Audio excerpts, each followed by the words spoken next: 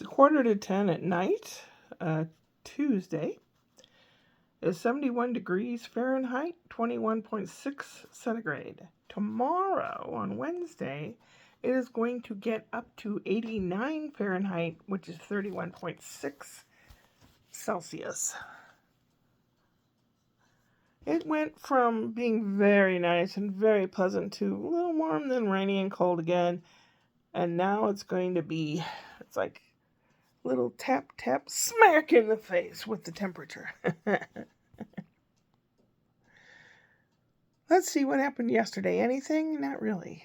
What happened today? Well, I had to call in yesterday to see if I called in Sunday to see if I served jury duty. And they said, show up Tuesday at 12:30 at such and such address and go to the jury meeting room or whatever. Okay. So I did that today. And I got there just on time. And it was a big room with several TVs on all these different walls. And at first, when you get in there, they've got a talking head on the screen telling you the rules and regulations. And if you're called, and this is a typical courtroom. This is a plaintiff. This is the defendant. This is where the judge sits. This is this and this is that. Like, okay. That's good because I didn't know. I mean, I kind of knew, but not really. Okay. And then they proceeded to put the Food Network on while we waited the rest of the time. So we were there at 12:30, and about 2:30 or 3 o'clock, the guy calls a name, lists some names. Well, when you first get there, he calls your name, and you have to say here so that they know you're there. But about 3 o'clock, they were calling a bunch of names that they wanted to take to the next step up, which was talk to the lawyers and all of the case that's going to be going on. Okay? I was not called. So I was one of about 20 people left. There were a lot of people in that room.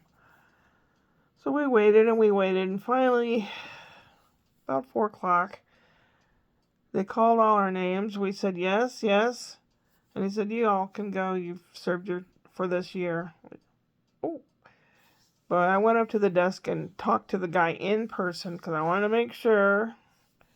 I said, we can go now? And he says, yeah, you can go. I said, well, I'll go to the bathroom first, then I'll go. He goes, okay. So, the only thing happened, I started writing on my Malcolm book, and then periodically I'd watch a show called Chopped, where they give these chefs in running, they give them a handful of ingredients, and they have to make something that would look really, really good in a fine restaurant. Either they tell them, this is for a dessert, or this is for a main course, or a side, or something. And one group of people had a canned rattlesnake.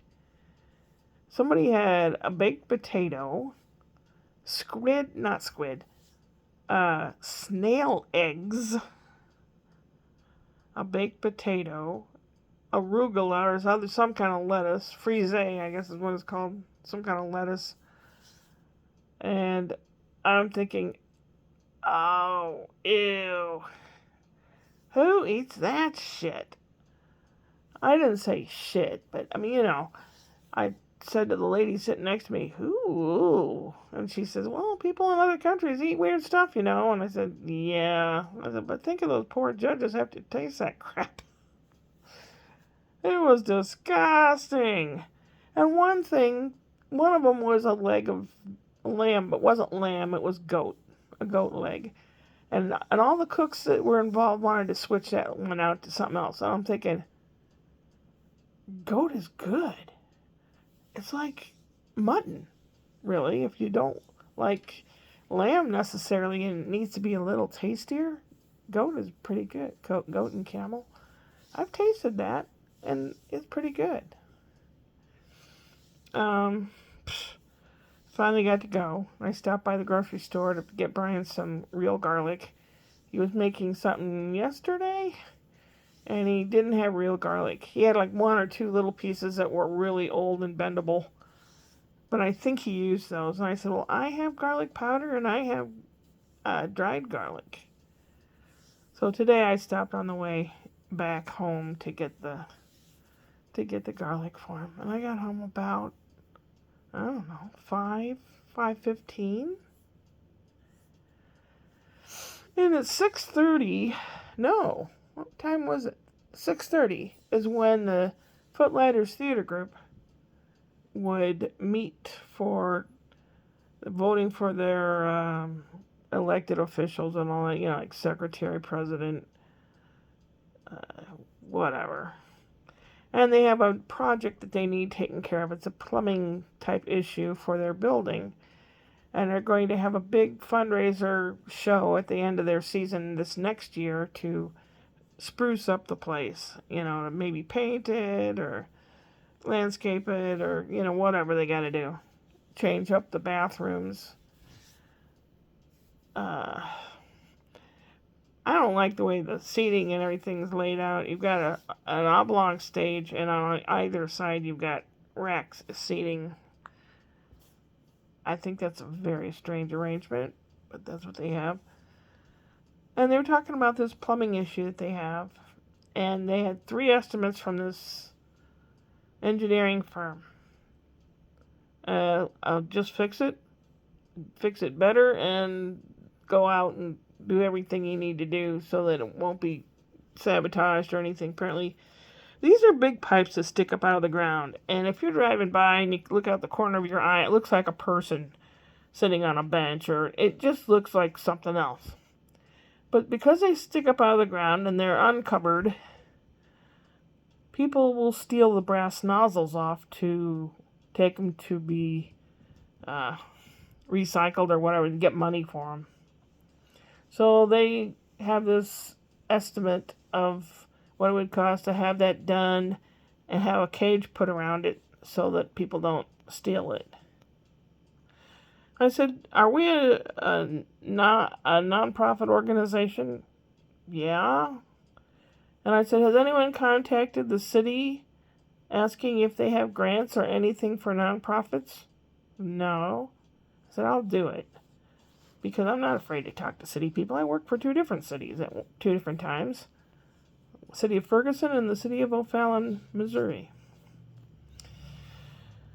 So I'm going to take it upon myself to go by the city hall there and ask them about it.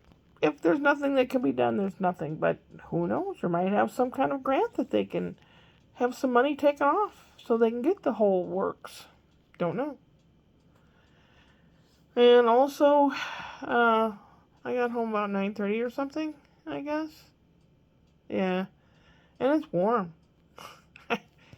Last night it was cool and I wore long pajamas. The night before I wore short pajamas. Tonight, no pajamas, as you can see. Maybe. Oh, brother.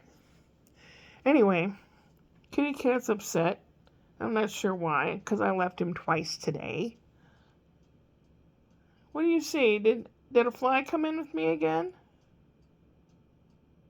A fly came in with me yesterday, but I think he's probably long for this world. Unless I let another one in. He's looking around like he's spooked. Is there a ghost in here? His eyes are big and he's looking... Okay. Anyway, of the theater groups around here, Footlighters is probably one that I could work with. The people that I worked with last summer, no, never again, no. Those people, the head lady was mean to me. She was out and out mean and vicious to me. I don't like what you said about me. If I said anything, it was about the group and not about any person. There's no names mentioned. But apparently she made a big deal and pissed and moaned and was mean to me all the way up until the last day, which anyone that's been following me and with me knew that night I cried all the way home. You know, if you call me a snowflake, I don't care. I like snowflakes. They're beautiful. Snowflakes are beautiful. They're delicate. people have emotions. And people that don't have emotions, they're the ones there's something wrong with. So, I got home from the meeting. They had some snacky stuff. And they had a bottle of, what is it? Chardonnay. That's what most ladies like. And a bottle of mixed red wine. And I don't know. It's been a long time since I've even tasted a Chardonnay. I go for Pinot Grigio when I go for a white wine. And I tasted the mixed red. I don't know where they got it from. It was horrible. I don't think I'd even put it in a sauce. I really don't. It was gross. And this man had just tasted it and said it was awful. And his last name's Gambino. I said, "Are you from the family in the Gambino crime family?" He said no. But he did have a restaurant. I told him about watching the stuff waiting at the jury place and how they put this with that when they're making food. And I made a big face and he made a big face. I said, no self-respecting Italian would ever put those things together. Oh, man.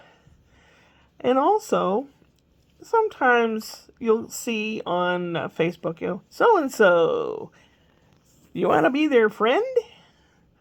And sometimes you click on it. Well, this was a famous actor.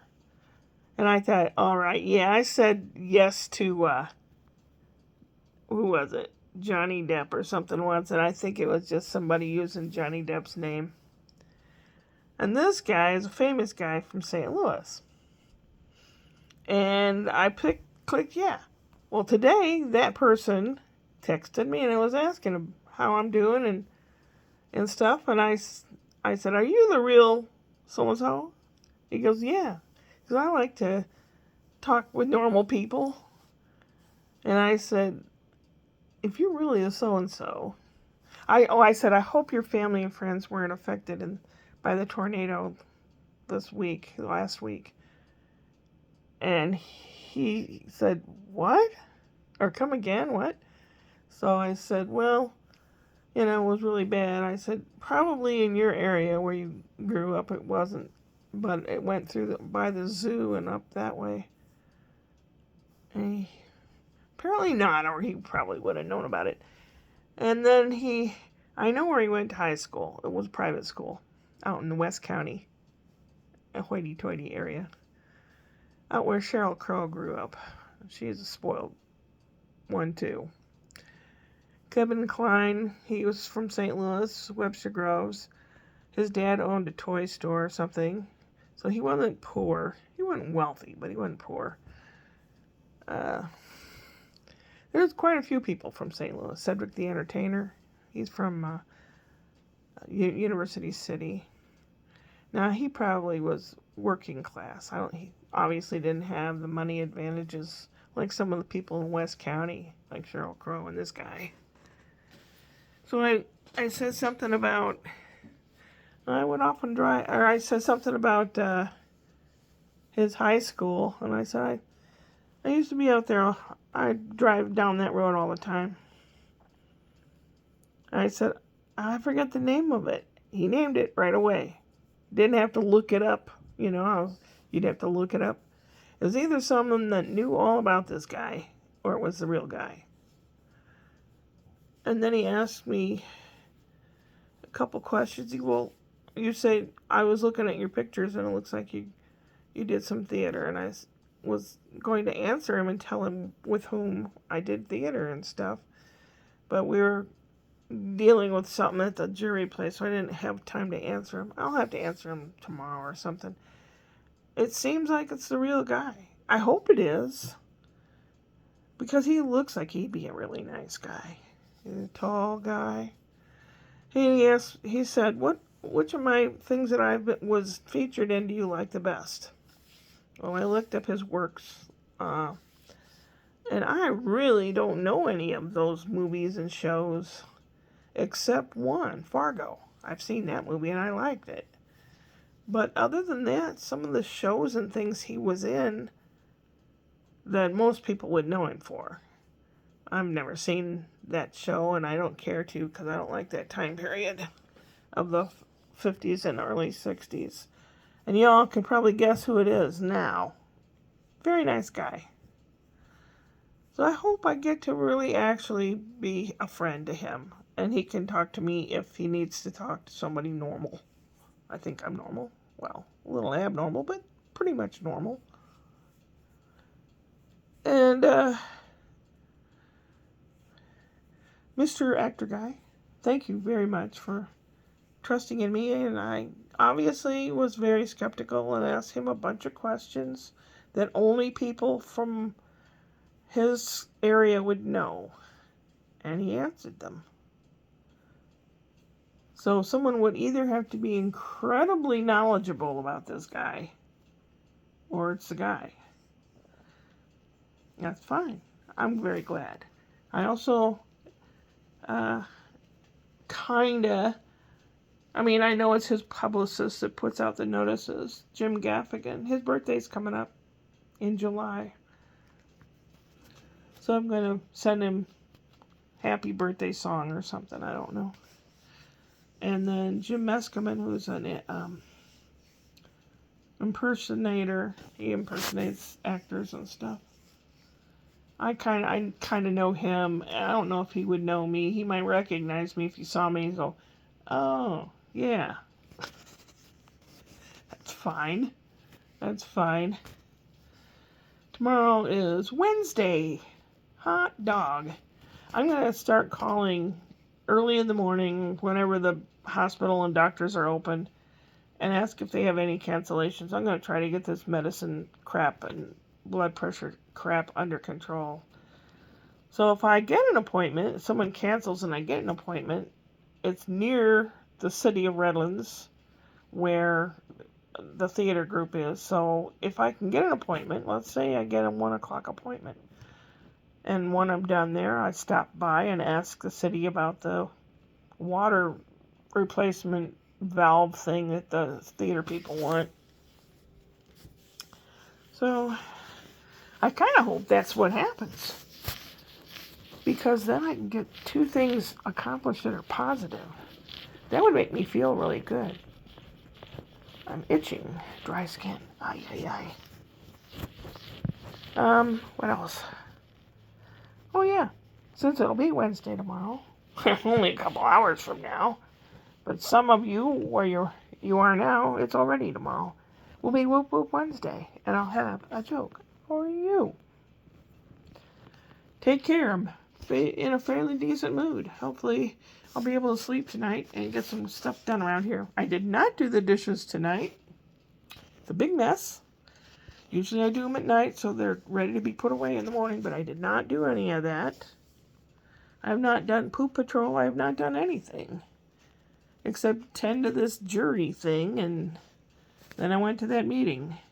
All the people that attended that meeting, I'd say the youngest person there is probably, well, there were a couple of people that might have been in their 30s, but the rest of them were all in their 60s and up. So we need to get some young blood in there. And there's an Indian guy. What was his name? He had a really weird name. Nice guy, really nice. He spoke up when he introduced himself. He said he'd like to see more diversity. In other words, he probably has auditioned and not been picked because he's Indian. But he's a nice guy. So,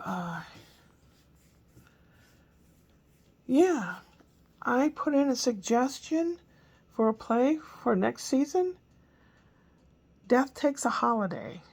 And apparently there was a musical made out of it, but that's not what I meant. I meant Death Takes a Holiday, the play, of which Frederick March starred in the movie, 1934? Is that when it was? 39? The 1924 is when the play was written. It's about death that falls in love with a mortal and comes down to earth to, in those days they call it make love to her. In other words, date her and flirt with her and stuff like that. And when he's on vacation, nothing dies because he's on holiday. He falls in love with this girl.